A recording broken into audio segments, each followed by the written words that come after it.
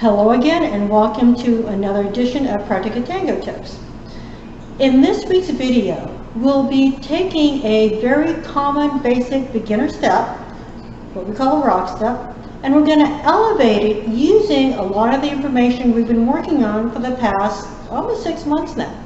We're going to use our grounding, our kinesthesiology, and a knowledge of our anatomy and how we actually create a movement to elevate this step from a beginner level to something an advanced dancer would do. Most of the time in the beginning class, this is called a rock step, but it's actually called a traspie. Traspie means to trip, and it's a partial step that takes advantage of the half beats within the music itself. Now let's break our traspie down into its different elements. As we know, our steps consist of 4 different parts: our extension, a weight transfer, or closing, or a pivot. A traspie is simply an extension and a partial weight shift. You notice most of my weight remains on my back leg.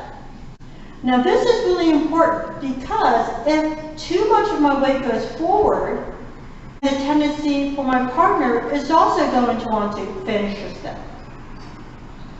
So keeping most of your weight on this back knee is really important. And that's where most beginners have issues at. Putting too much of the weight going forward. If you go more than halfway toward your leg, the tendency for your partner is that she's going to want to finish her step and bring her step to close. So let's look at how we can keep our weight on our back leg.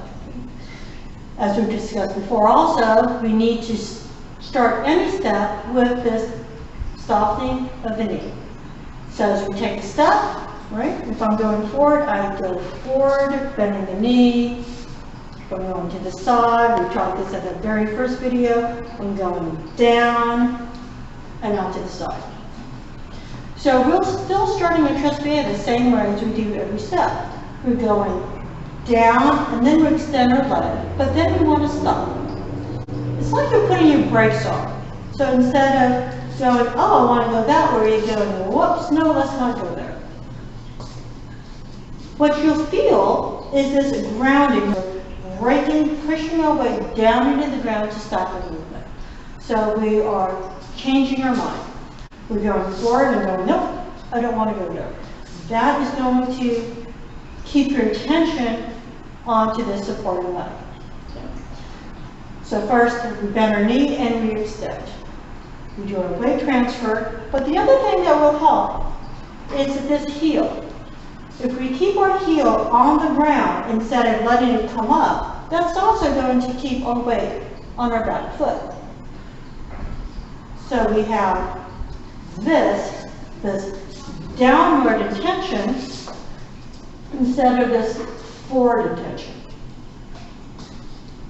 For the woman, you'll pretty much mirror what the man is doing. As he shifts weight and he softens his knee, that should begin to soften your knee.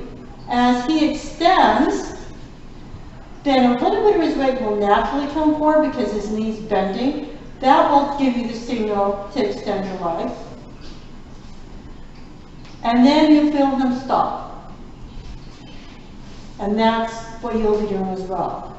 You're stopping, whoops, and then you're going in the opposite direction. This is this traspie. Just this little movement here.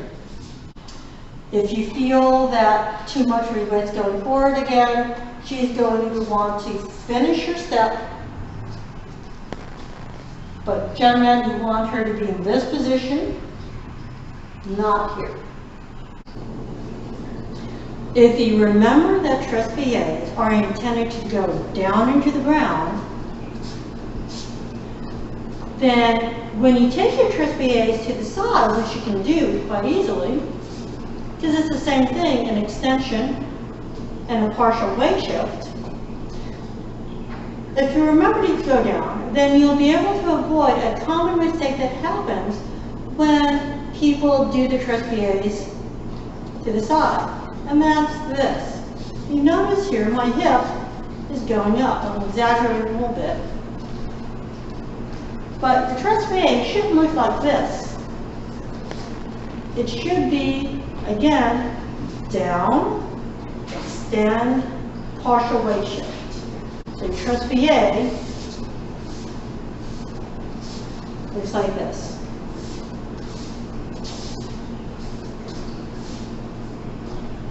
Again, down, extend, and up.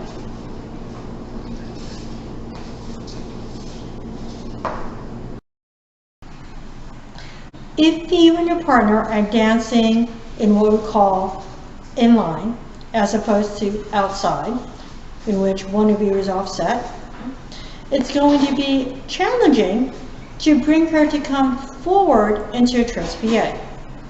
But it can be done. We just need to learn how to lead it correctly. And that's going to be what we're going to be talking about next week. More specifically, how do we lead something as simple as traspie or even a walk even better? Thank you for watching today, and we'll see you next time.